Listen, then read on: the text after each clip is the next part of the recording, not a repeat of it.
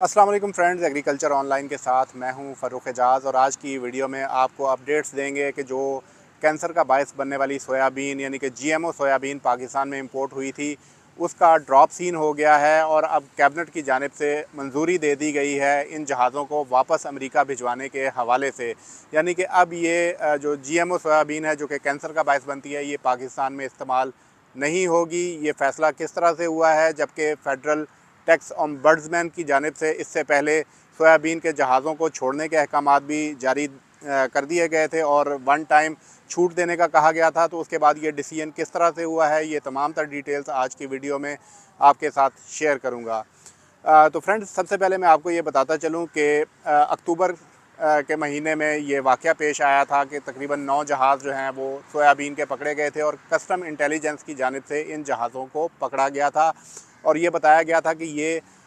Genetically modified soybean है जो कि कैंसर का बायस बनती है। और पाकिस्तान में जीएमओ सोयाबीन जो है या जीएमओ की जो दीगर क्रॉप्स हैं वो पाकिस्तान में अलाउ नहीं है और पाकिस्तान का कानून जो है वो इस बात की इजाज़त नहीं देता कि जो जेनेटिकली मॉडिफाइड क्रॉप्स हैं उनको पाकिस्तान में इंपोर्ट किया जाए। तो इसी वजह से कस्टम इंटेलिजेंस की जानिब से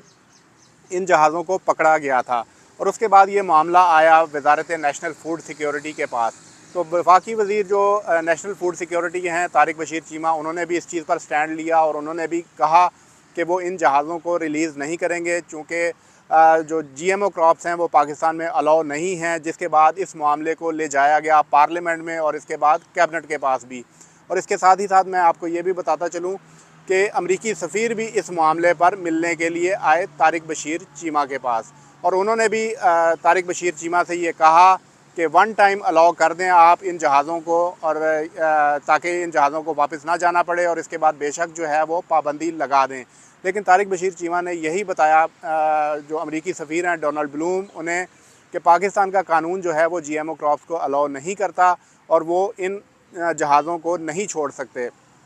तो इसके बाद जो है ये मामला जाता है पार्लियामेंट में और इसके साथ ही साथ कैबिनेट में भी। कैबिनेट में जब ये मामला आता है तो वहाँ पर भी तारिक बशीर चीमा जो हैं वो मुखालफत करते हैं इन जहाज़ों को छोड़ने की, जिस पर जो कैबिनेट है उसकी जानिब से एक कमेटी बना दी जाती है इस मामले को देखने के लिए। चूँकि सोयाबीन की वजह से जो मुर्गियों की खुराक है यानी कि फ़ीड है पोल्ट्री की, वो काफ़ी ज़्यादा जो है वो महंगी होना शुरू हो जाती है। तो इसलिए कैबिनेट की जानिब से एक कमेटी इस पर बना दी जाती है और मीनवाइल एक जो स्टैंडिंग कमेटी है नेशनल फूड सिक्योरिटी कमेटी की, उसका भी इजलास होता है और उसमें सॉल्वेंट एक्सट्रैक्टर्स एसोसिएशन और सोयाबीन इंपोर्टर्स एसोसिएशन के नुमाइंदे भी आते हैं। और वहाँ पर जब ये मामला आता है तो वहाँ पर तारिक बशीर चीमा की खासी जो तलख कलामी है और मामला हाथापाई तक भी जाता है सॉल्वेंट एक्सट्रैक्टर्स एसोसिएशन और इसके साथ ही साथ जो सोयाबीन इंपोर्टर्स एसोसिएशन है उनके साथ। और यहाँ तक कि तारिक बशीर चीमा जो नेशनल फूड सिक्योरिटी कमेटी के चेयरमैन हैं राव मोहम्मद अजमल, उनको भी यहाँ तक कह देते हैं कि वो भी वकील बने हुए हैं सॉल्वेंट एक्सट्रैक्टर्स एसोसिएशन के, जिसकी वजह से जो राव मोहम्मद अजमल हैं वो भी शदीद एहतजाज करते हैं और वो कहते हैं कि तारिक बशीर चीमा अपने अल्फाज वापस लें क्योंकि वो किसी की जो है वो वकालत नहीं कर रहे, बल्कि जो पोल्ट्री फीड का इशू बना हुआ है उसकी वजह से उन्होंने इस मामले को टेकअप किया है। तो उस पर तारिक बशीर चीमा राव मोहम्मद अजमल से ये कहते हैं कि उन्हें पहले ये मामला जो है वो डिस्कस करना चाहिए था वफाकी वज़ीर को बुला के, ना कि वो बुला लेते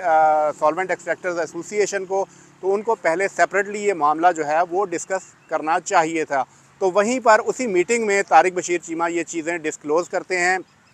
कि अमरीकी सफ़ीर भी इसी मामले पर उनसे मिलने आते हैं तो उन्होंने उनको भी इस मामले पर इनकार कर दिया। चूँकि जो सोयाबीन है जीएमओ सोयाबीन वो कैंसर का बायस बन रही है, तो इसलिए वो किसी भी गलत काम का हिस्सा नहीं बनेंगे और जो गलत चीज़ इंपोर्ट हो रही है मुल्क में उसको कतन जो है वो पाकिस्तान में आने की इजाज़त नहीं दे सकते। तो इस तमाम तर सूरत हाल में जो है वो काफ़ी हंगामा आराई होती है और वो इजलास भी मुलतवी करना पड़ता है। उसके बाद पोल्ट्री एसोसिएशन चली जाती है एक दरख्वास्त लेकर फेडरल टैक्स ओम्बड्समैन के पास। वहाँ पर वफाकी टैक्स मुतसिब की जानिब से भी इस पर फ़ैसला जो है वो तारिक बशीर चीमा के डिसीजन के ख़िलाफ़ सुना दिया जाता है और ये फ़ैसला दिया जाता है कि उसमें कुछ फाइंडिंग्स भी दी जाती हैं और उसके साथ ही साथ एक डिसीजन दिया जाता है। फाइंडिंग्स जो दी जाती हैं वो भी मैं आप दोस्तों को साथ शेयर करता चलूँ। उस फाइंडिंग्स में ये कहा जाता है कि जो जीएमओ क्रॉप्स हैं उनको इंपोर्ट करने के लिए एक लाइसेंस की ज़रूरत होती है, जो कि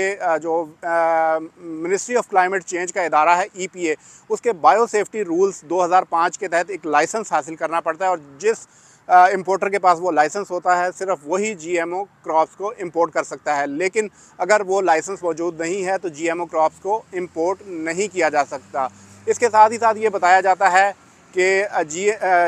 जो सोयाबीन का इशू बन जाता है उसकी वजह से जो पोल्ट्री फीड है उसमें जो है वो खासी किल्लत का सामना करना पड़ता है। और उसके साथ ही साथ जो आम आदमी है उसको सस्ती प्रोटीन का जो सोर्स है मुर्गी, वो महंगी होना शुरू हो जाती है। और इसके अलावा ये भी बताया जाता है कि चूँकि इसमें एक बड़ा ज़र मुबादला जो फ़ॉरेन एक्सचेंज है वो इन्वॉल्व हो चुका है, तकरीबन $110 मिलियन जो हैं वो अदायगियाँ बैरून मुल्क हो चुकी होती हैं। और इसके साथ ही साथ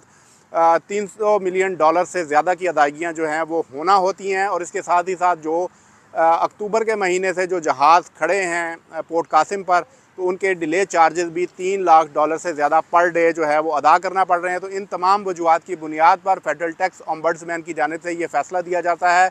कि EPA के बायोसेफ्टी रूल्स 2005 के तहत वन टाइम अलाउ कर दिया जाए कि ये GMO क्रॉप यानी कि GMO सोयाबीन जो है इसको लैंड करने की पाकिस्तान में इजाज़त दी जाए और इसकी कंजम्पशन की इजाज़त दे दी जाए। लेकिन इसके बाद ये होता है कि ये मामला जाता है मिनिस्ट्री ऑफ क्लाइमेट चेंज के पास, तो वहाँ पर जो वज़ीर हैं शहरी रहमान, उनकी जानिब से भी इसकी मुखालफत की जाती है और इस फ़ैसले पर इम्प्लीमेंट नहीं हो पाता। इसके बाद जो है वो तारिक बशीर चीमा जो हैं वो दोबारा से जो कैबिनेट है उसको भी दोबारा से ब्रीफ़ करते हैं और उनको बताते हैं कि जो GMO सोयाबीन है वो कैंसर का बायस मुल्क में बन रही है और पाकिस्तान के जो कवानीन हैं वो भी सोयाबीन को, इस GMO सोयाबीन को अलाउ नहीं करते। और जबकि वो जो सोयाबीन इंपोर्टर्स एसोसिएशन है उसको भी कायल करने में कामयाब होते हैं, जिसके बाद ये डिसीजन लिया जाता है कि जो जहाज़ GMO सोयाबीन के पाकिस्तान में पोर्ट कासिम पर पहुंच चुके हैं उनको वापस भेजा जाएगा और उनको पाकिस्तान आने की इजाज़त नहीं दी जाएगी। तो इसी डिसीजन को लेकर जाया जाता है कैबिनेट में और कैबिनेट भी इसकी मंजूरी दे देती है। और अब जो जितने भी सोयाबीन के GMO सोयाबीन के जहाज़ जो हैं वो पाकिस्तान आए थे उनको वापस भेजने का डिसीजन दे दिया गया है कैबिनेट की जानिब से। और इसके साथ ही साथ यहाँ पर मैं बताता चलूँ कि जो नॉन GMO सोयाबीन है वो भी पाकिस्तान पहुँचने वाली है। ऑस्ट्रेलिया से 2 जहाज़ पहुँच रहे हैं, इसके अलावा दीगर ममालिक से भी ऑर्डर किए जा चुके हैं और नॉन GMO सोयाबीन जो है वो पाकिस्तान जल्द पहुँचने जा रही है, जिसकी वजह से आइंदा कुछ अरसे में जो पोल्ट्री फीड है उसकी कीमतें जो हैं वो यकीनन कम होना शुरू हो जाएंगी। इसके साथ ही साथ तारिक बशीर चीमा ने यह भी बताया कि जो पोल्ट्री फीड का एक बड़ा हिस्सा है, तकरीबन 74% जो है उसमें मकई यूज़ होती है, जो कि पाकिस्तान में मुकामी सतह पर काश्त की जाती है, बल्कि एक्सपोर्ट भी की जाती है। जबकि सिर्फ जो सोयाबीन का शेयर है वो 23% है और इसके अलावा जो बाकी इंग्रेडिएंट्स हैं वो इसमें ऐड होते हैं। तो 2015 से पहले जो है वो बग़ैर सोयाबीन के जो है वो पोल्ट्री फीड तैयार होती थी, लेकिन 2015 के बाद जो है वो GMO सोयाबीन मंगवा कर उसको पोल्ट्री फीड में इस्तेमाल किया जा रहा था। तो तारिक बशीर चीमा ने इस पर स्टैंड लिया और उन्होंने कहा कि वो कतन इस चीज़ की इजाज़त नहीं देंगे कि जो ख़तरनाक चीज़ है, जो कैंसर का बायस बनने वाली सोयाबीन है, कि उसको पाकिस्तानी जो शहरी हैं वो इस्तेमाल करें। और उनका जो स्टैंड है वो आखिरकार रंग ले आया है और अब काबीना की जानिब से बाकायदा तौर पर इस चीज़ की अप्रूवल दे दी गई है कि जो